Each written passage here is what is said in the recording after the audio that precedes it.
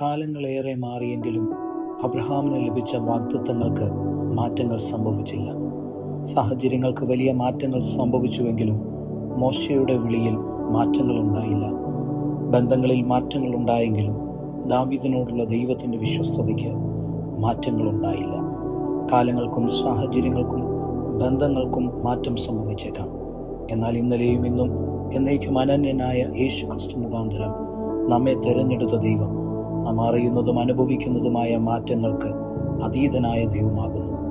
ആകയാൽ വാക്കുമാറുന്ന ബന്ധങ്ങൾ നിമിത്തം സങ്കടപ്പെടാതെ, നഷ്ടപ്പെട്ട അവസരങ്ങളെയും നാളുകളെയും ഓർത്ത് നിരാശപ്പെടാതെ, വാക്കുമാറാത്തവനും നിത്യനുമായ ദൈവത്തെ പൂർണ്ണ മനസ്സോടെ നമുക്ക് ആശ്രയിക്കാം.